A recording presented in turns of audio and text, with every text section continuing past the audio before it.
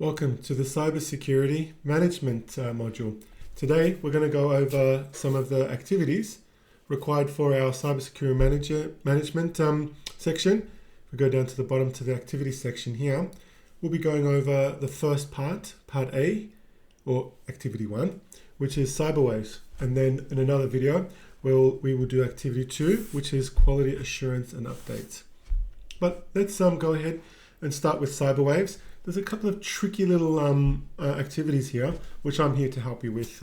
Most of the activities is pretty straightforward, and I'm very confident that you'll all be able to complete this on your own, but we'll go through a couple of them just in case, but also the ones that you might not sort of understand or not sure on where to go with this one. We'll clarify that today so that you'll be able to complete these assessments and hopefully work towards that lucrative diploma. So first part is step 1, preparation, research and development. You'll need to download copies of these documents here. You need to download all of them and also read the case scenario.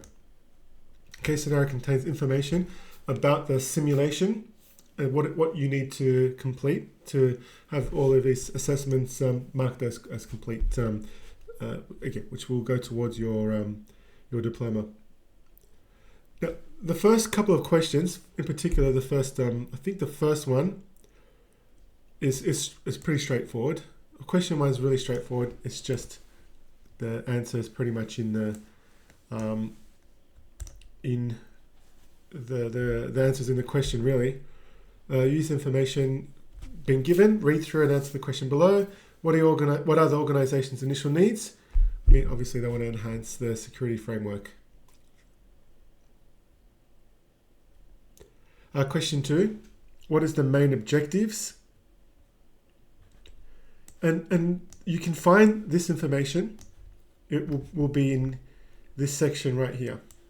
It's all there. That one's really easy and clear, and you'll be able to find that out. So I might just pass through those ones, but it's question 3. It says read through your existing cyberwaves existing infrastructure plan. Now, where is that? And that's a bit tricky. That's something that you have to find. Well, that's why I'm here to help you. I'm going to help you get that. Now, I believe it will be either in one of these documents. If we open the Cyberwaves information spreadsheet, existing infrastructure plan. There it is. I knew it was somewhere, but that's where you'll find that information. I'm going to leave this part of the assessment for you to complete. Just be creative in how you write the answer to that. Doesn't have to be perfect or an academic or scholarly type of writing, but as long as it's telling us what's in this section here in your own words. We'll go back to went to the wrong place there. So that will answer that question for you, but it does tell you read through Cyberwave's existing infrastructure plan. It just doesn't tell you which document to find. So just a bit of research on your part, but I've shown you how to do that now. How well does the current plan protect cyberwaves from risks and threats? How effective is the plan, in other words? This is going to be up to you. It's your opinion on this one. And it's also subjective, but I wanted to just give you a bit of what I think. I think it's a bit underwhelming myself, and I think it's underwhelming on purpose. I think that's the design of this document. That it's supposed to be missing a few bits and pieces here. Your job is to describe what is missing there. Just a bit of a hint, I think that there are something here that operation, critical asset segmentation, legislation, data types. I think this part just needs a little bit more work on it. Cyberwaves themselves, by the way. What I forgot to mention earlier, Cyberwaves is a simulated organization. It's just a company.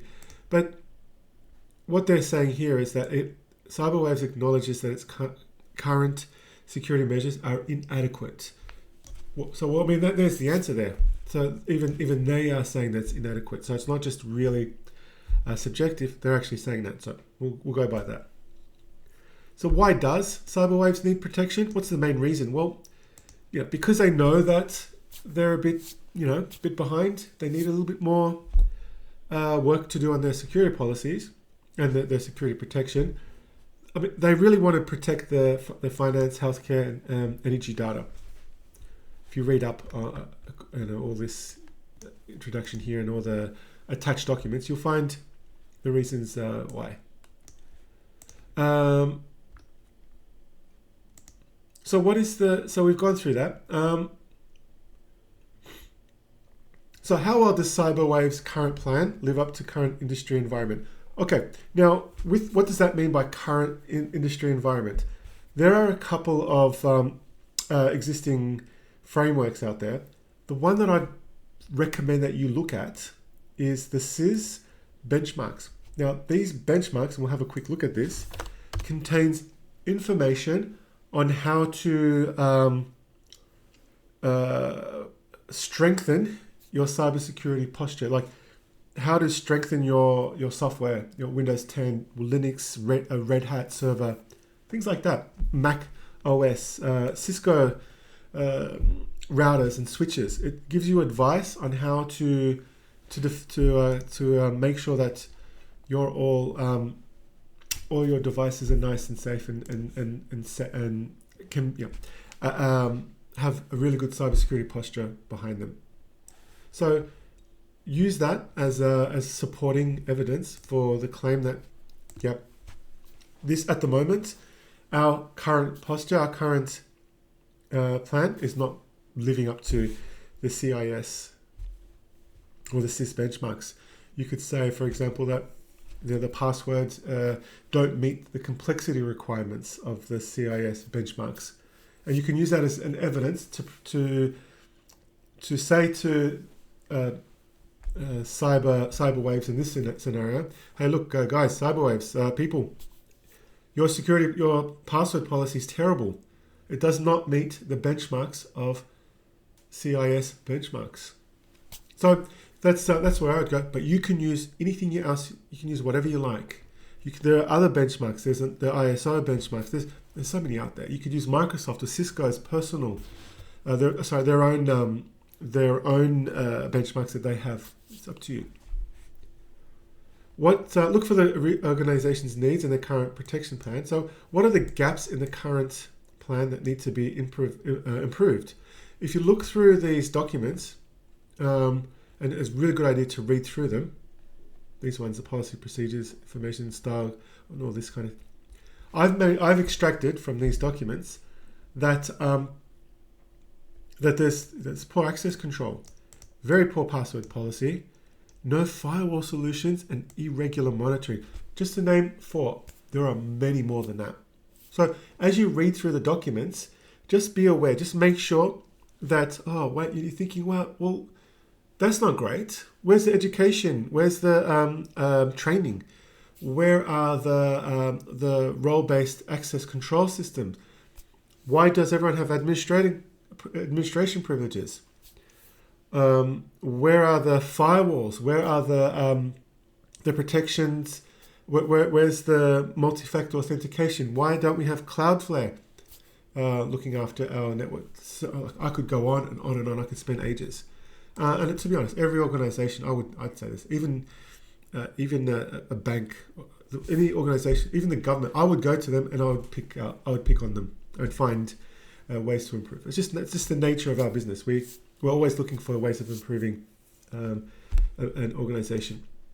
Read through the section on CyberWave's operation systems, critical assets, segmentation, legislative requirements, to answer the questions below. So where do we find that? I don't believe it's in this document here, or is it? Let me just have a quick look. Yeah, access control. I don't think it's in this one here. CyberWave's information sheet. I believe it is in here. So it is in this. It's in this document. So there we go. There's your information there. Just summarize that and add that into this section here.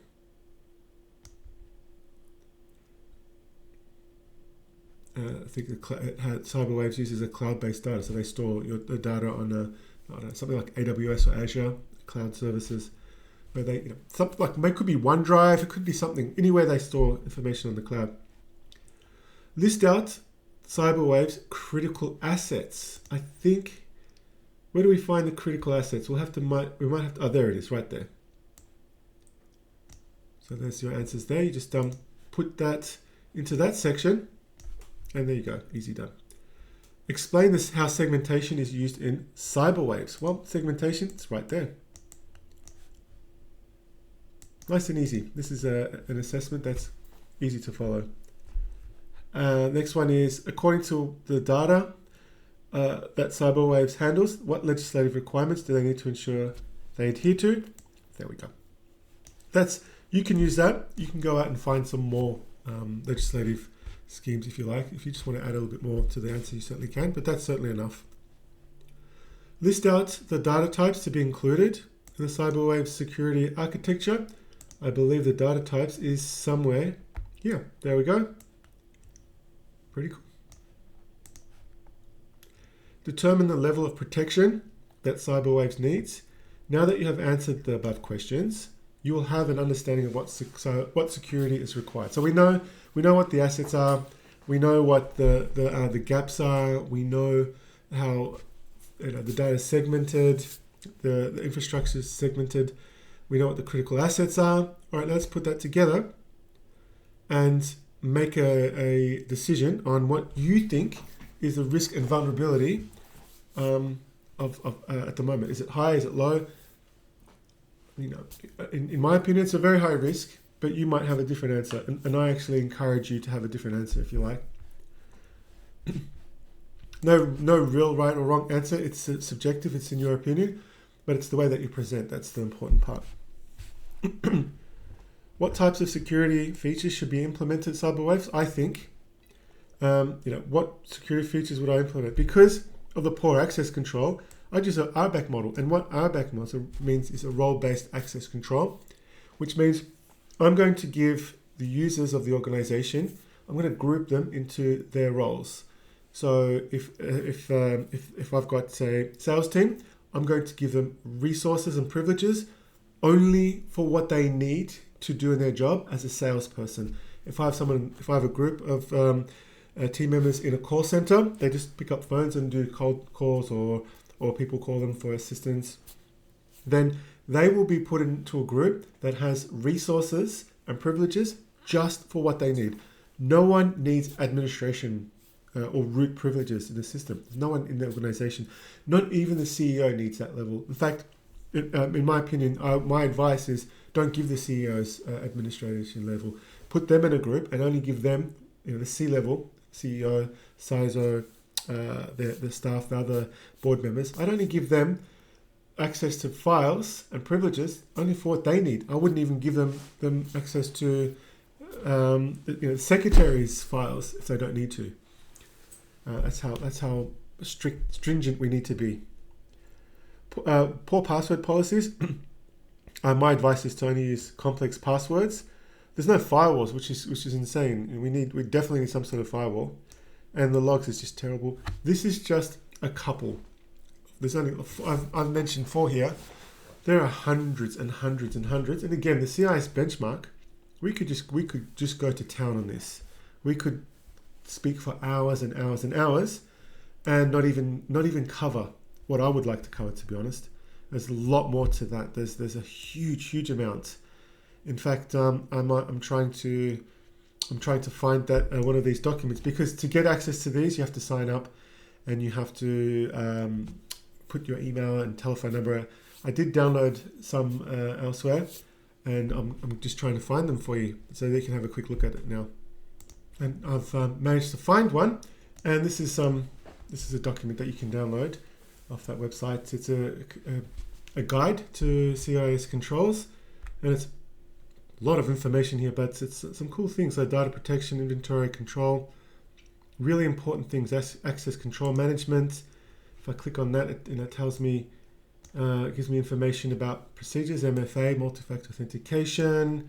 This document here, to be honest, if you read this document, It's probably as good as education as you can get from any university or TAFE.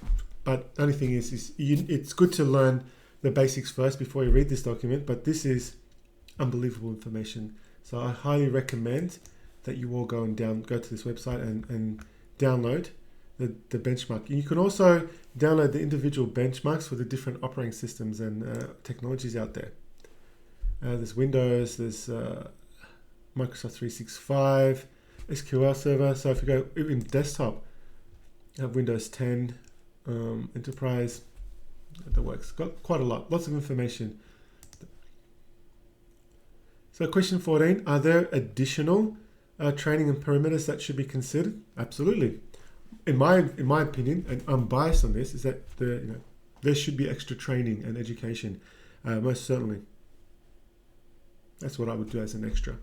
Of course, you can add your own. Now, describe the typical design of methodologies of a firewall. This one, something that you could go out and research, but my summary, and these are notes here. They're not really sufficient answers, but they're just notes for you to work with. That's what I've written here. So go out and write a bit more, but the primary function of a firewall is to filter traffic. That's pretty much what it does. You want to block traffic from an IP address or from a port number. You want to block HTTP or Telnet traffic, their applications, then we can do that through firewalls. But they firewalls secure network by traffic filtering. That's what they do by using access controllers. That's the end of that section, and we're ready to go to step 2, develop a protection strategy. So the first thing that we're going to do is we're going to begin by creating a map of all the critical data. And it sounds a bit like it's a bit of hard work here, but you don't have to put.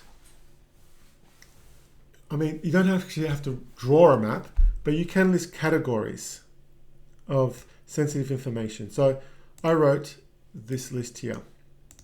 A list of client data, financial. It's not like a map where you have to draw something. You can just continue on with your own answers in this section. It's not that difficult, but it looks difficult. Now this one here is an interesting one, and this has caused a lot of confusion. And the real reason why I'm here today is to help you get through this stage. This is much easier than it looks. So I'm going to just bring up a tool that I like to use called draw.io, and that tool will show you what we're requiring. So we'll get that ready for you now. Now, the tool that I like to use in drawing infrastructure maps is a tool called draw.iso. It's actually a wonderful tool where you can draw anything you like, really. Anything to do with networking or any other type of assets. But here I've got, and this is something that you can draw up as well. Basically, I've got an internet connection. I have a router, although that router looks a bit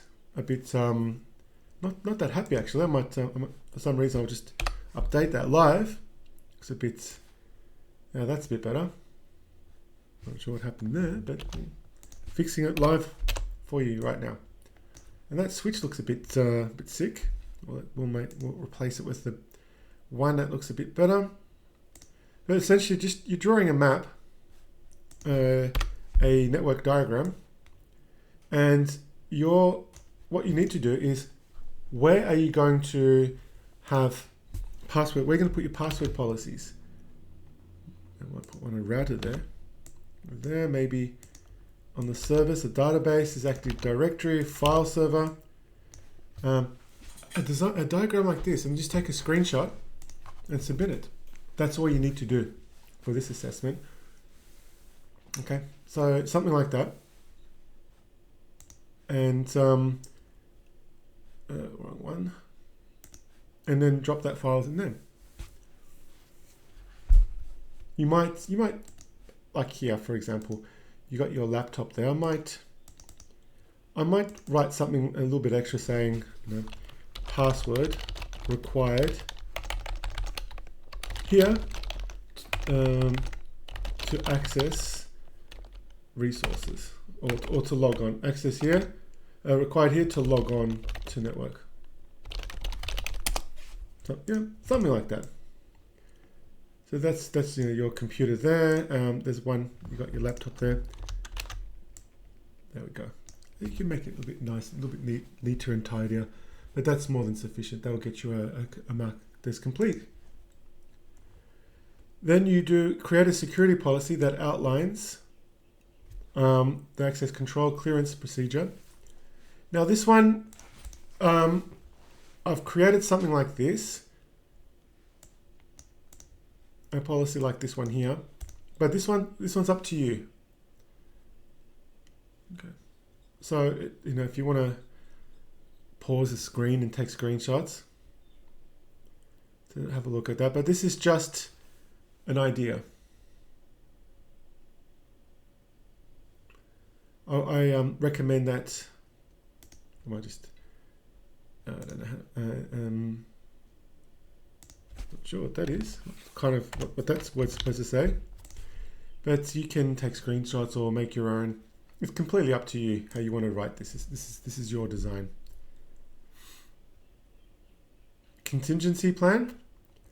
So there's another contingency plan, another design that's up to you how you want to do that, how you want to complete. Create an archive reduced risk strategy. As long as you've got your effective, like these are just policies.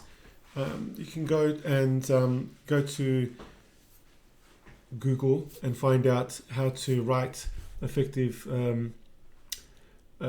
risk policies, for example, and should be able to help you there. But that's all for that section. I think we're almost halfway in the first activity. Step 2. Step 3, implement protection and action plan. Now, did you receive any feedback? If you did, if you haven't received or you're just submitting this for the first time, just write to be confirmed in there. The person assessing your assessment will write notes in there and will ask you to go back and correct if needed.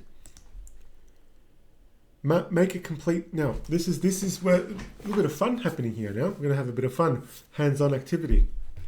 So this one, step 1 is about backing up. Okay, there's a really easy way to do this. You go to, if you're on a Windows machine, you go to the search button and you just type backup. You can do it backup that way. Or there's a better way I prefer. The way that I prefer is to go to the control panel and use Windows 7. So you go to, if you're in category mode, you go to category and then large icons, select on backup and restore, set backup and wait for another window to appear, take a screenshot, and that will be enough for you. Submit that, and that'll be enough to be marked as complete for that section. If you're on a Mac OS, it's really easy. You go to settings, type backup, and there's a backups window that appears. Take a screenshot of that, and it's more than fine. This is on a Windows 11 machine, and so this is what you'd be taking a screenshot of. There you go. If you're on a Linux, you can do backup on a Linux machine too. Up to you, whatever operating system you have. Even if you're on an iPad or an iPhone, just search on how to best backup for your solution, and that's fine. That'll do. That'll be more than enough to be marked complete. Now, securing a network using a firewall. You've got some options here. You can go ahead and create a firewall, and I'll show you one that I've created. A real firewall on virtual VM, which is called Endian. I've got a video on this. If anyone's interested, just reach out to me or someone else at the organization, and we'll get you that video on how to set something up on Endian at your very own firewall. I've got the tutorial. It takes about 45 minutes to complete, but it's fun. You learn a lot, and as a firewall, and you get to learn how to configure real firewalls in a real life simulated environments. However, I understand that that's a lot of work for a lot of you. So instead of that, you can go to Windows Firewall and go into that section, into the Windows Firewall. I'm just going to minimize that. That was an interesting sound. And just take a screenshot of the Windows Firewall, which is just here. Now, on my system, because I have something else managing my firewall. Just take a screenshot of that and upload that into that section, and that'll be enough. Briefly describe the steps you took to install or configure a firewall. If you want to use the Windows, you just type, first I opened the Windows Firewall, and then I added some firewall filtering rules, and that'll be enough. That'll be sufficient. Or if you want to go fancy and you want to go ahead and do this this lab that I've got, it's an awesome lab. You'll love it. You can just outline some brief steps on how you did that. This is a really enjoyable lab that I completed just for you guys. But reach out to us and we'll get that information out to you on how to set that up. Really, really, really cool firewall that you can set up. What rules or policies? You could say, look, I blocked telnet request. I blocked HTTP. I blocked file X. It's up to you. You can just make something up. Or if you want to go ahead and find out how to do it on the Windows system or Endian, go ahead and do that. You'll learn a lot. Really good. Implement stronger passwords. Uppercase, lowercase, 14 characters, up to you. No right or wrong answer, so long as you're justifying the reason why you're doing that. Where would you apply your password updates? Well, in a Windows environment, you could say in a Windows environment where you can use an Active Directory Group Policy Object or GPO to deploy and enforce that policy procedure throughout the network. Conduct network segmentation as required. Now, you won't have access to a whole network to perform this activity on. So again, I've decided to create and show you on how to just create a map of a segment. So this is something similar to this. See if we can find this live without. Hopefully, I can find this really quickly. No, that's not it. This is a really cool tool. Draw ISOs. It's amazing. I use it everywhere now. It's even better than the Microsoft products. Segmentation. I use it for everything now. The only problem is I can't find it now, so I'm just going to go have a bit of a deeper look now for it. Okay, eventually I found it. Took me a bit of time, but this is the drawing that I've got here. And let's zoom in a bit. This is the network segmentation. You can just draw a map of this. Just draw a diagram like this. That'll be fine. And here I've got a demilitarized zone. This is where I've got my web server. It's called nowadays because of political correctness. We call it a screened subnet. We don't call it DMZ anymore. I mean, everyone calls it a demilitarized zone or DMZ, but we should be calling it a screened subnet. So basically, we've got our web servers there. We have a WAF, a web application firewall. We have a firewall there to protect that. And we have another firewall to protect our server segment. And then we have a workstation segmentation. And we've got this hacker trying to break in but can't get past the firewall. If they do get past the firewall, well, they can't get past the internal firewall.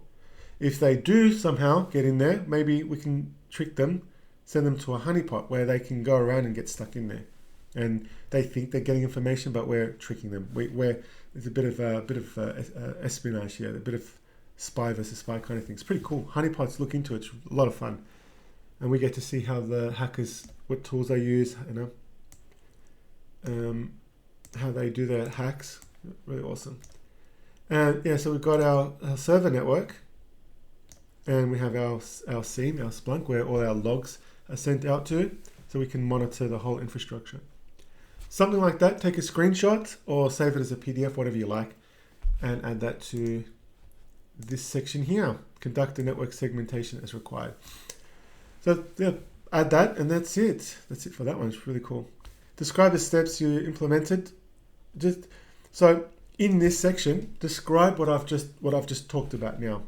So describe that you've divided your network into 3 different zones: a demilitarized zone, a server zone, and a workstation zone. And they're segmented because if an attacker is able to break into the workstation, it's a computer, like through a virus or malware or something, well, they can't go into our server zone. They can't get there because we've got the router won't let them go through. We'll have firewalls. We might have another firewall in there as well, but they don't have administration access to get into the Active Directory file server because we did not allow our users to have admin access. So there's a bit of information that you can use. Perform an update. This is another really easy one. Just go over to and type update. Check for updates. Check for updates there. Take a screenshot of that.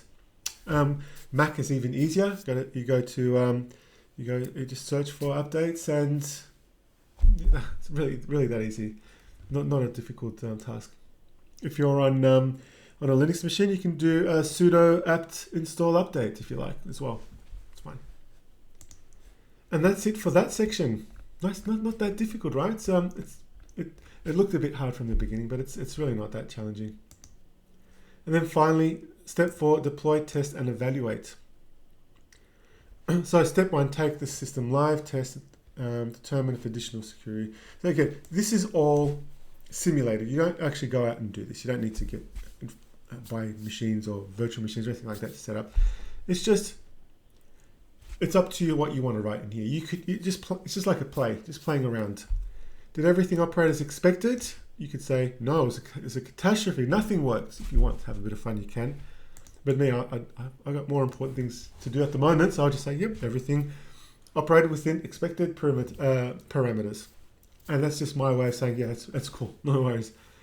It's an in-house joke for me. Everything operated within expected parameters.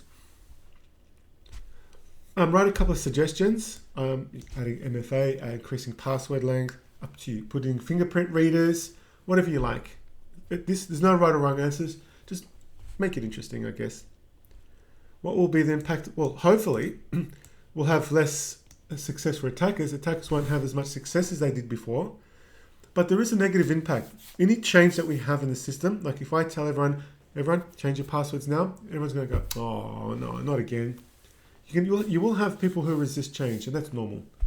And there's a saying, my philosophy is people don't resist change, people resist bad change, or people resist change where they don't see there's a benefit or there's nothing in it for them. So make it something in it for them. Make it interesting, make it worthwhile for them, and they'll be happy to change.